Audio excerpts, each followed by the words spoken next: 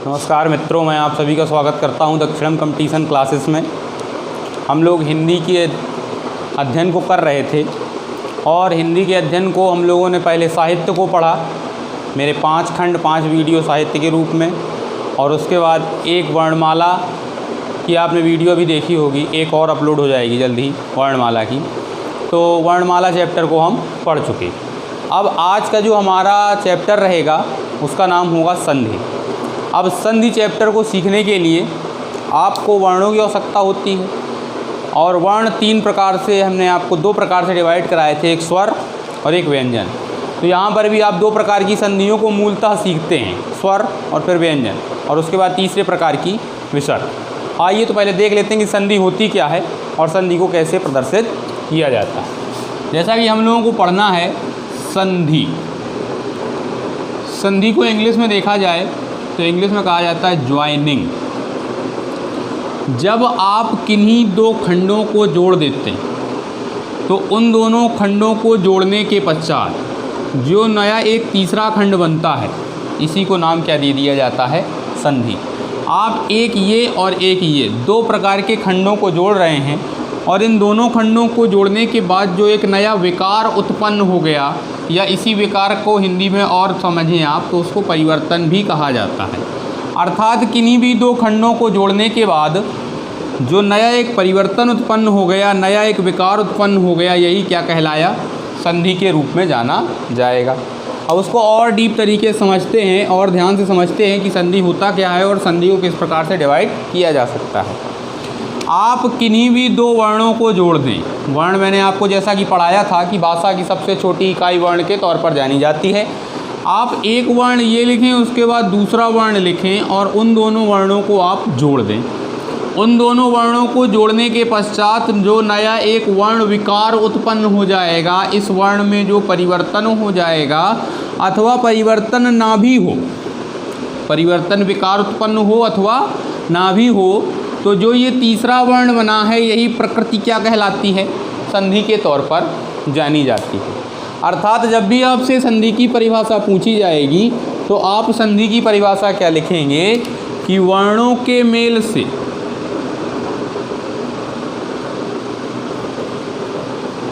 उत्पन्न होने वाले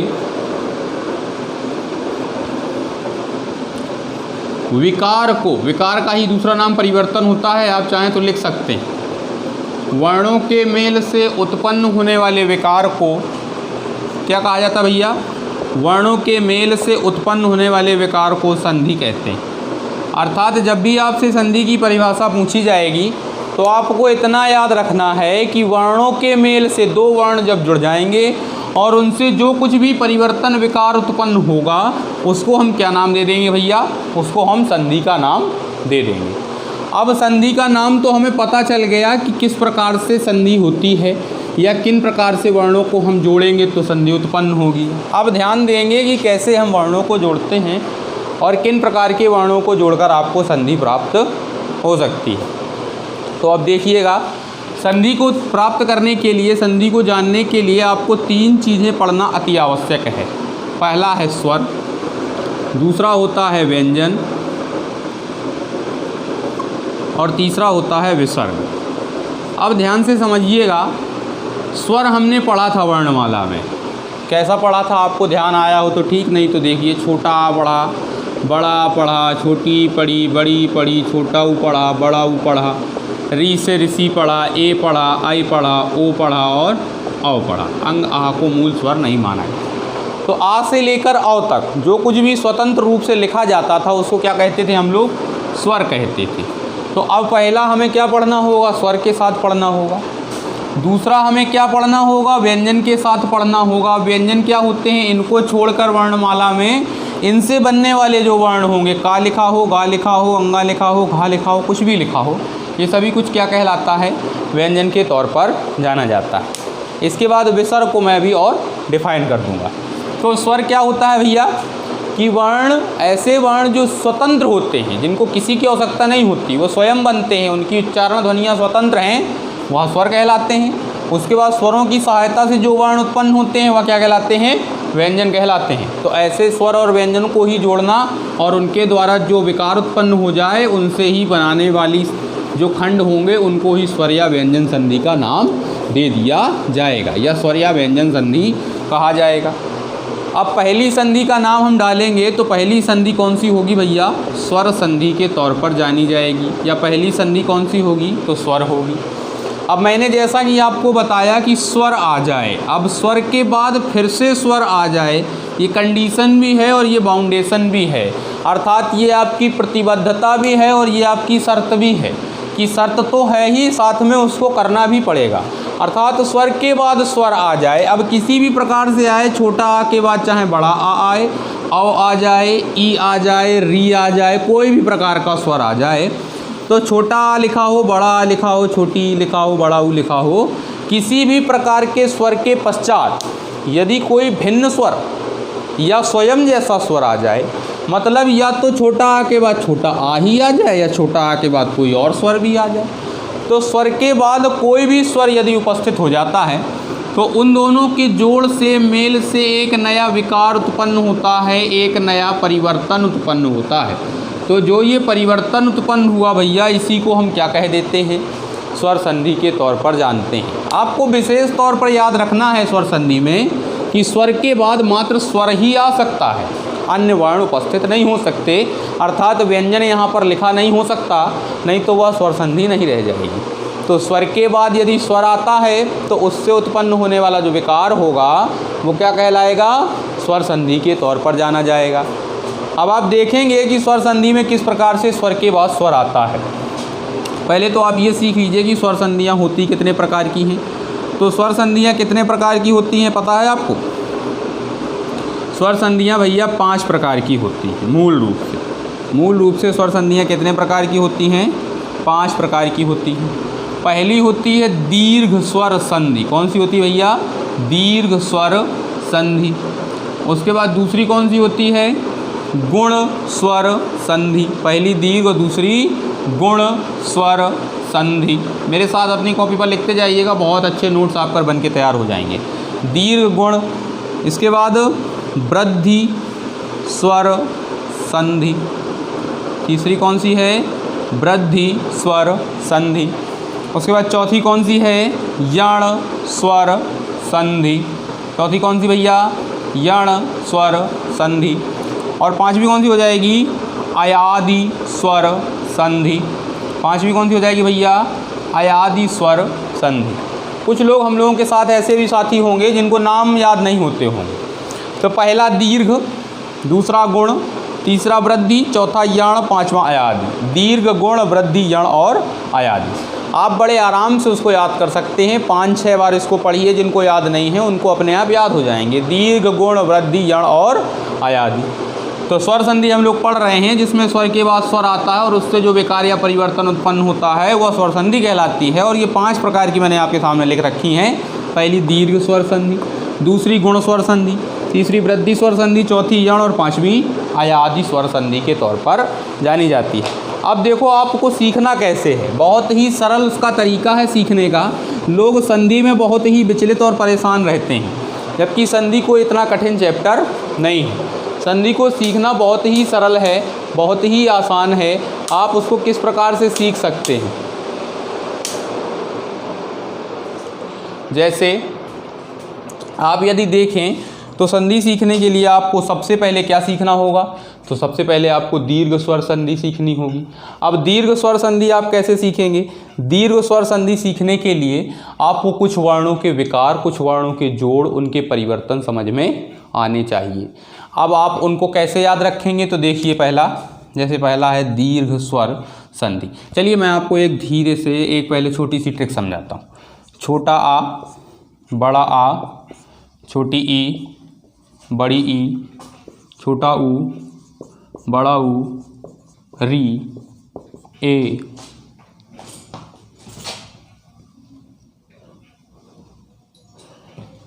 आई, ओ और आओ। अब यहाँ आप देखेंगे छोटा, बड़ा, छोटी, बड़ी, छोटा ऊ, बड़ा ऊ, री, ए, आई, ओ, मैंने एक पूरी लाइन रख रखी है जिसमें स्वर ही स्वर लिखे हुए हैं। अब इसको हमें सीखना है, इसी लाइन को बार बार जोड़ते जाना है और इसी लाइन को बार बार तोड़ते जाना है और हम संधियों को सीख पाएंगे। जैसे पहली दीर्घ स्वर संधि, आप यहाँ से लेकर यहाँ तक इतना खंड उठाइए। आपको मैंने पहले वर्णमाला में बताया था कि ये ह्रस्व आ है, ये दीर्घ आ है, इसमें छोटा आ की मात्रा है, इसमें बड़ा आ की, अर्थात इसमें एक मात्रा है इसलिए यह ह्रस्व स्वर है, इसमें दो मात्रा है इसलिए यह दीर्घ स्वर है। इसी प्रकार से ये ह्रस्व है, ये दीर्घ है, ये ह्रस्व है और ये दीर्घ है। अब यदि आपसे ह्रस्व कहा जाए तो आपको याद रखना है कि एक मात्रा वाला वर्ण ह्रस्व है। यदि आपसे दीर्घ कहा जाए तो बड़ी बड़ा बड़ाऊ वाली मात्रा, मतलब दो मात्रा वाला जो वर्ण होगा वह दीर्घ के तौर पर जाना जाएगा। अब हमें पहली सीखनी है दीर्घ स्वर संधि। दीर्घ स्वर संधि सीखने के लिए आपको इतना याद रखना होता है कि ह्रस्व या दीर्घ, ह्रस्व या दीर्घ, ह्रस्व या दीर्घ। अब ये तीन खंड हैं आपके पास, छोटा बड़ा अर्थात ह्रस्व या दीर्घ आ, छोटी बड़ी अर्थात ह्रस्व या दीर्घ ई, छोटा ऊ बड़ा ऊ यानी ह्रस्व या दीर्घ ऊ। ठीक, तो आपके पास ये तीन खंड हैं। तो आपसे यदि मैं कह दूं ह्रस्व या दीर्घ आ के पश्चात यदि पुनः ह्रस्व या दीर्घ आ उपस्थित हो जाता है, अर्थात पहले छोटा लिखा हो अर्थात बड़ा लिखा हो, कोई मतलब नहीं ये लिखा हो अथवा ये लिखा हो, बाद में छोटा लिखा हो अथवा बड़ा लिखा हो, अर्थात इसकी मात्रा हो या इसकी मात्रा हो, आपको किसी भी प्रकार से छोटा बड़ा पहले मिले, यानी पहले ये मिले अथवा पहले ये मिले, या बाद में ये मिले अथवा बाद में ये मिले, तो आप इनको चार प्रकार से जोड़ सकते हैं। छोटा आ के बाद यदि छोटा आ आएगा, छोटा आ के बाद यदि बड़ा आ जाएगा, बड़ा आ के बाद यदि छोटा आ जाएगा, या बड़ा आ के बाद यदि बड़ा आ जाएगा। तो आप एक खंड को कितने प्रकार से जोड़ सकते हैं? चार प्रकार से जोड़ सकते हैं। छोटा आ बड़ा आ ह्रस्व या दीर्घ आ के पश्चात पुनः छोटा आ बड़ा आ ह्रस्व या दीर्घ आ यदि उपस्थित हो जाता है तो हमको उत्तर के तौर पर क्या रखना है? बड़ा आ, अर्थात मात्रा काय की लगा दी जाएगी, बड़ा आ की मात्रा को वहाँ पर रख दिया जाएगा विकार स्वरूप, परिवर्तन स्वरूप। अभी आपने क्या देखा कि हमने छोटा बड़ा वाला खंड उठाया और उसको स्वयं से ही जोड़ दिया, मतलब उसको मैंने दो बार जोड़ दिया, पहले छोटा बड़ा हो अथवा बाद में छोटा बड़ा हो, हमने उसको जोड़कर क्या बना दिया? बड़ा आ लिख दिया, एक परिवर्तन, एक विकार उत्पन्न कर दिया। तो जब स्वयं को स्वयं से जोड़ दिया तो हमारे पास बड़ा आ गया, अर्थात ये ह्रस्व था, ये दीर्घ था, ये ह्रस्व था, ये दीर्घ था और ये क्या है? ये दीर्घ है। हम पढ़ क्या रहे हैं? दीर्घ स्वर संधि। पहला हमारा खंड कौन सा होता है? दीर्घ स्वर संधि। तो दीर्घ बनाने के लिए हमको दीर्घ बनाना पड़ा, अर्थात पहले हम ह्रस्व लिखें या दीर्घ लिखें उससे कोई प्रभाव नहीं पड़ता, बाद में हम ह्रस्व लिखें या दीर्घ लिखें उससे कोई प्रभाव नहीं पड़ता। जब आप दोनों को ऐड कर देंगे, जोड़ देंगे, तो आपको मिलेगा क्या? आपको दीर्घ मिलेगा। अर्थात जब हम ह्रस्व या दीर्घ आ या ह्रस्व या दीर्घ आ लिखने के बाद दीर्घ आ प्राप्त करेंगे तो हमारे पास कौन सी संधि होगी? दीर्घ स्वर संधि होगी। अब इसका उदाहरण समझ लेते हैं, फिर उसके बाद आपको आगे समझाएंगे या आगे आने वाले खंड भी बताता जाऊंगा। अभी आप कुछ मत सोचिए, आप ये मत सोचिए कि बहुत सारा पढ़ना है, बहुत सारी संधि है, 5 है, कैसे याद होगी, कैसे समझेंगे।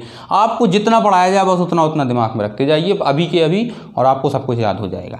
अब देखो, हमने यहाँ पर देखा कि लिखा था, मान लीजिए लिखा था विद्या, एक लिखा था, चलिए विद्या से ही पहले सीखते हैं, विद्या से ही शुरुआत करते हैं। जैसे लिखा था विद्या और उसके बाद लिखा था आलय,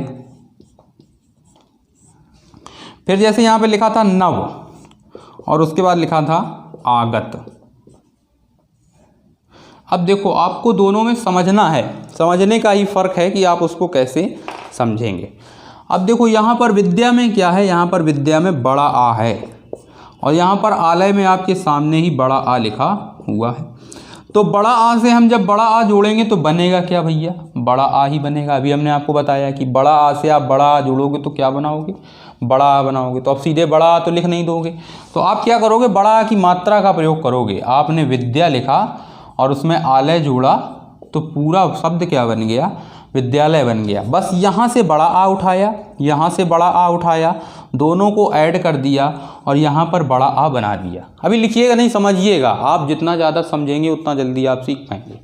तो आप ये ध्यान रखिए कि आप पहले शब्द के अंतिम वर्ण में अंतिम शब्द के आदि वर्ण में, अर्थात पहले शब्द के आखिरी वर्ण को और अंतिम शब्द के पहले वर्ण को जोड़ रहे हो और उन दोनों को जोड़ने के बाद जो एक नया विकार या परिवर्तन उत्पन्न कर रहे हो, उसी को तो आप संधि कह रहे हो। जो मैंने बताया था आपको कि ये भी क्या है, स्वर है, और ये भी क्या है, स्वर है। दोनों स्वर जोड़ दिए गए और एक नया स्वर विकार के रूप में आपके सामने लिखा हुआ है। इसीलिए कौन सी संधि हो गई, दीर्घ स्वर संधि के तौर पर जानी गई। चलिए, एक ये हो गया। उसके बाद दूसरा देखते हैं कि दूसरा किस प्रकार से जोड़ा जाएगा। आपने लिखा नव और उसको जोड़ा आपने आगत से। किससे जोड़ा, आगत से। अब आप देखेंगे कि नव जो शब्द है, नव शब्द में वाह कैसा है, तो वाह है छोटा आ। उसके बाद आगत में बड़ा आ लिखा हुआ है। छोटा आ के बाद आपने क्या जोड़ा, बड़ा आ जोड़ा। दोनों को जोड़ने के बाद हमको क्या मिलेगा, बड़ा आ मिलेगा। तो हम दोनों को जोड़ने के बाद मात्रा किसकी रखेंगे, बड़ा आ की रखेंगे। उसके बाद तीसरा वर्ण और चौथा वर्ण सेम है लिख देंगे।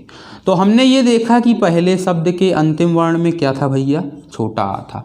उसके बाद दूसरे शब्द के आदि वर्ण में क्या था, बड़ा आ था।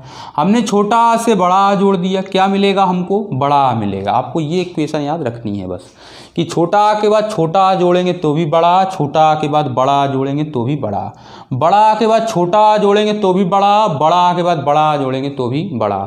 बस याद कितना रखना है कि हमको क्या प्राप्त हो जाए, बड़ा आ प्राप्त हो जाए, हमको बड़ा आ की मात्रा प्राप्त हो जाए। तो हमें बेझिझक किस पे, संधि पर टिक कर देना है, दीर्घ स्वर संधि पर टिक करके चले आना है। चलिए आगे और बढ़ते हैं और देखते हैं।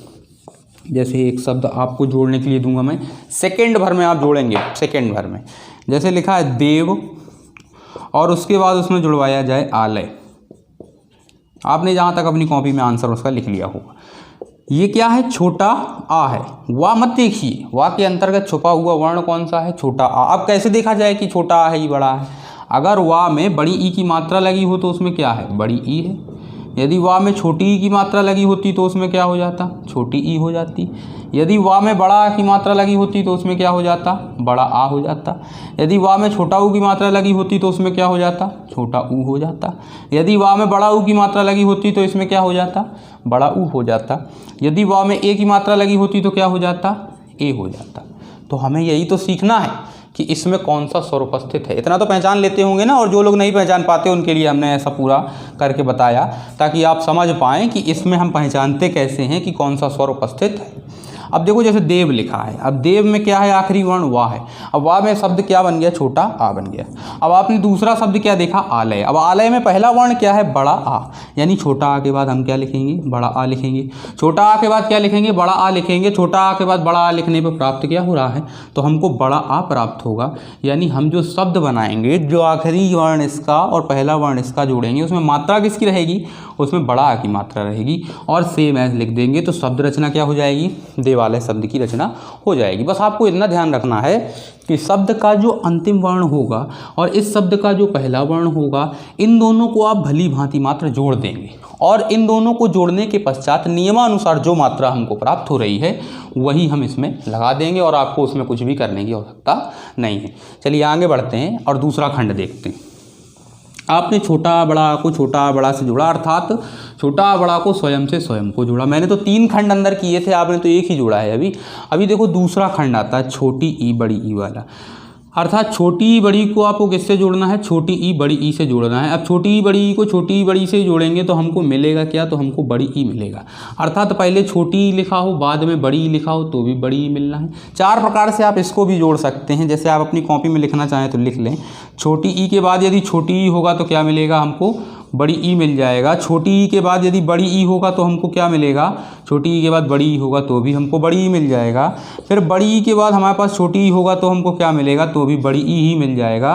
और यदि बड़ी ई के बाद फिर से बड़ी ई लिखा हुआ है तो भी हमको क्या मिलेगा भैया, बड़ी ई ही मिल जाएगा। बस याद क्या रखना है कि हमको छोटी ई से छोटी ई जोड़ेंगे तो भी बड़ी, अर्थात ह्रस्व ह्रस्व ई जुड़ने के बाद भी दीर्घ ई बन रही है, ह्रस्व और दीर्घ ई जुड़ने के बाद भी दीर्घ ई बन रही है, दीर्घ और ह्रस्व ई जुड़ने के बाद भी दीर्घ ई बन रही है और दीर्घ ई जुड़ने के बाद भी दीर्घ ई बन रही है, तभी तो इस संधि का क्या नाम है, दीर्घ स्वर संधि।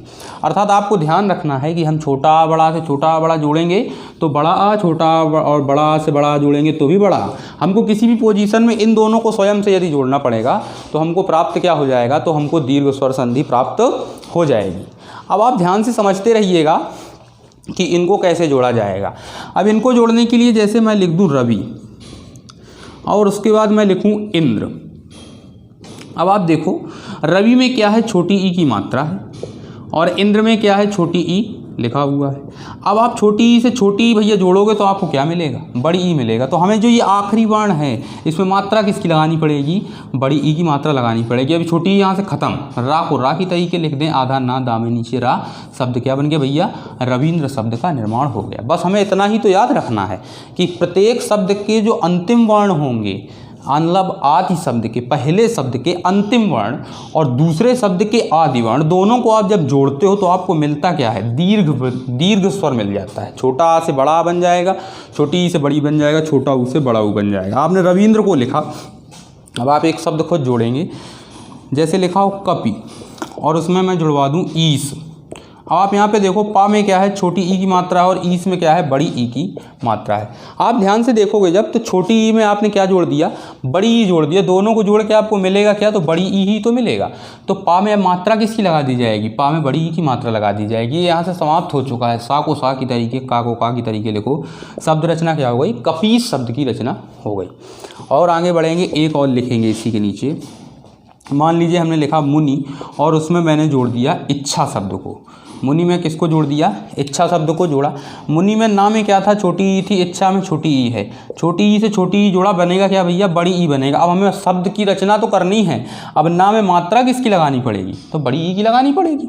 और माँ में छोटा ऊ की मात्रा, आधा चा और छा में बड़ा की मात्रा, तो शब्द रचना क्या हो गई भैया, मुनीच्छा शब्द की रचना हो गई। बस इतना ही तो याद रखना है कि छोटा आ बड़ा को छोटा आ बड़ा से किसी भी परिस्थिति में हम जोड़ते हैं, चाहे पहले छोटा आ लिखा हो या पहले बड़ा आ लिखा हो, बाद में छोटा आ लिखा हो अथवा बाद में बड़ा आ लिखा हो, तो हमको प्राप्त क्या होता है, बड़ा आ प्राप्त हो जाता है। उसी प्रकार से छोटी बड़ी को हम छोटी बड़ी से किसी भी कंडीशन में जोड़ें, मतलब पहला शब्द चाहे छोटी ई वाला हो या दूसरा शब्द छोटी ई वाला हो, पहला शब्द बड़ी ई वाला हो या फिर दूसरा शब्द भी बड़ी ई वाला हो, आप किसी भी प्रकार से जोड़ें, चार प्रकार से ही आप उसको जोड़ सकते हैं। ह्रस्व से ह्रस्व, ह्रस्व से दीर्घ, दीर्घ से ह्रस्व और दीर्घ से दीर्घ, आप उनको चार प्रकार से जोड़ेंगे और आपको प्राप्त क्या होगा, दीर्घ स्वर प्राप्त हो जाएगा। तो बस इतना सा याद रखना था कि छोटी से छोटी भी जोड़ोगे तो भी बड़ी, और छोटा ऊ से बड़ा ऊ बड़ी से बड़ी जोड़ेंगे तो भी बड़ी ई ही प्राप्त होने वाला है। अब मैं आपके सामने 2 से 3 उदाहरण लिखूंगा, आपको उनको स्वयं ही सॉल्व करना होगा और जितनी जल्दी से जल्दी हो पाए अपनी कॉपी में सॉल्व करके रखिए। जैसे मैंने लिखा नदीच्छा, दूसरा शब्द मैंने लिखा सतीश,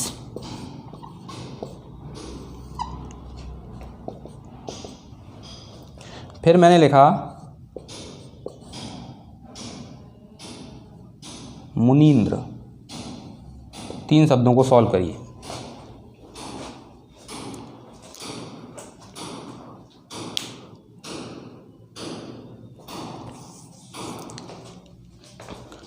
आप देखेंगे इसका मूल शब्द क्या बनेगा, नदी इच्छा का, नदी हो गया मूल शब्द और उसके बाद शब्द क्या बचा आखिरी, इच्छा। अब बड़ी से आपने क्या जोड़ दिया, छोटी, दोनों को जोड़ के आपने क्या बना दिया, बड़ी। अर्थात जब बड़ी बनाना था तो हमें दीर्घ स्वर संधि मिलनी थी, इतना तो हमें याद है। सतीश शब्द है सती धन ईश, सती के ईश सतीश। उसके बाद मुनीन्द्र, मुनि धन इंद्र, तो क्या हो जाएगा, मुनीन्द्र शब्द का निर्माण हो जाएगा। आपको खाली छोटी से छोटी चीज़ याद रखनी है कि आप छोटी बड़ी को किसी भी प्रकार से छोटी बड़ी से जोड़ेंगे तो आपको क्या मिलेगा, बड़ी ई मिल जाएगा। इसी प्रकार से छोटा बड़ा को किसी भी प्रकार से छोटा बड़ा में जोड़ेंगे तो क्या मिल जाएगा, बड़ा आ मिल जाएगा। और छोटी बड़ी को किसी भी प्रकार से छोटी बड़ी से जोड़ेंगे तो बड़ी ई प्राप्त हो जाएगा। अभी मैं आपको और थोड़ा सा पढ़ा दूँ, उसके बाद मैं इस संधि को पूरा रिवाइज करा दूँगा, पूरे बहुत सारे उदाहरण लिख के दे दूंगा ताकि आप उनको सॉल्व कर पाएँ और फिर उनके उत्तर अगले वीडियो में आपको मिल जाएंगे।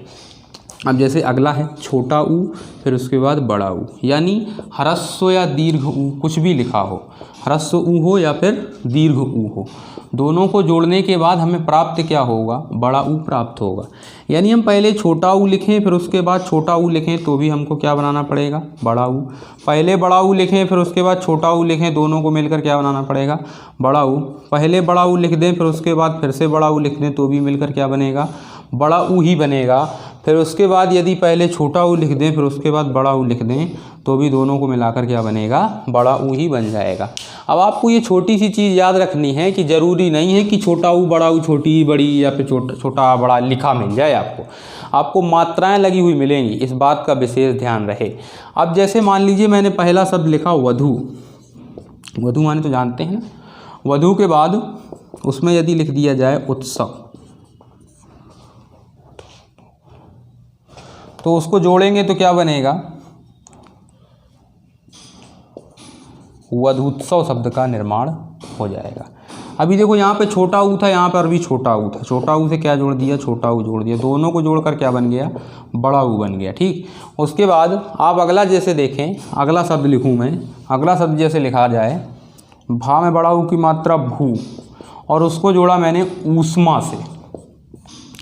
भा में बड़ा ऊ की मात्रा है तो बड़ा ऊ लिख दिया, ऊष्मा में बड़ा ऊ की मात्रा है तो बड़ा ऊ लिख दिया। अब बड़ा ऊ से बड़ा ऊ जोड़ेंगे तो भी क्या मिलेगा, बड़ा ऊ मिलेगा, अर्थात शब्द क्या बन जाएगा, भूष्मा। भा में बड़ा ऊ की मात्रा आधा सा और मा में बड़ा की मात्रा। आप ज़्यादा अपने मस्तिष्क पर जोर नहीं देंगे, आप सोचेंगे शब्द कैसा बन रहा है, गलत हो रहा है, तो वो सब नहीं सोचना है आपको। जैसा बन रहा है वैसा हमको लिखना पड़ेगा, वो उसकी आवश्यकता है, इसीलिए उसका आविष्कार हुआ है। जैसे अगला लिखा जाए भानु और उसके बाद अगला शब्द लिखा जाए उदय। अब इसमें आप देखेंगे छोटा ऊ है, उसके बाद फिर से छोटा ऊ है, दोनों को जोड़ेंगे तो क्या बनेगा, बड़ा ऊ बन जाएगा। ना में हमें मात्रा किसकी लगानी पड़ेगी, ना में हमें मात्रा लगानी पड़ेगी बड़ा ऊ की, यानी शब्द रचना क्या हो जाएगी, भानुदय। भानु माने होता सूर्य, भानुदय शब्द की रचना हो जाएगी। अगला जैसे आप लिखें विधु, धा में छोटा ऊ की मात्रा लगाएं और उसको हम जोड़ दें उत्सव से, विधु माने चंद्रमा होता है, विधु धन उत्सव, तो हम जोड़ेंगे तो क्या मिलेगा हमको, विधुत्सव शब्द का निर्माण हो जाएगा। हमको इतना वही वाला फंडा है जो हम छोटा बड़ा छोटी बड़ी में इस्तेमाल करते आ रहे हैं कि छोटा बड़ा को छोटा बड़ा से जोड़ेंगे तो बड़ा, छोटी बड़ी को छोटी बड़ी से जोड़ेंगे तो बड़ी, छोटा ऊ बड़ा ऊ को छोटा ऊ बड़ा ऊ से जोड़ेंगे तो बड़ा ऊ हमको प्राप्त होने वाला है। एक और लिखते हैं, जैसे हमने लिखा वधू, उसमें छोटा ऊ की मात्रा मैंने लगा दी थी ना, उसको सुधार लीजिएगा।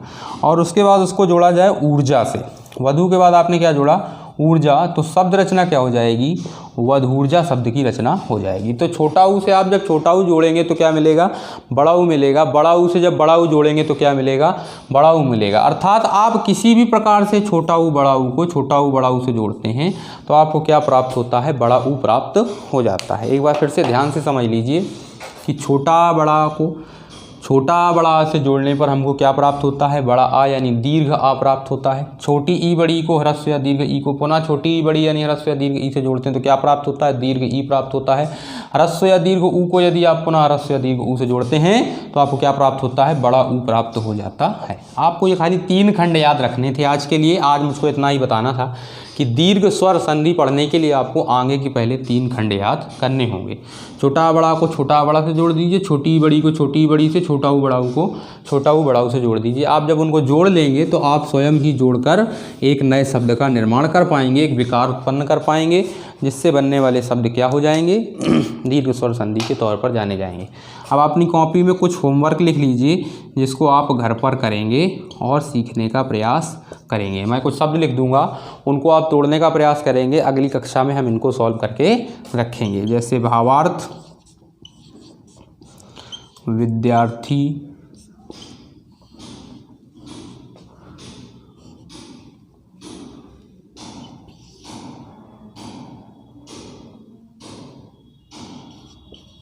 तथास्तु, वस्त्रादि,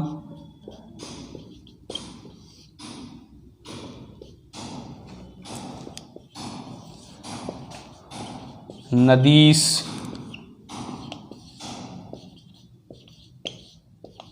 मतीश्वर,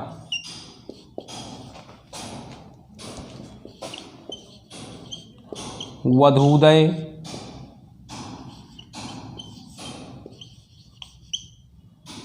भूर्जा,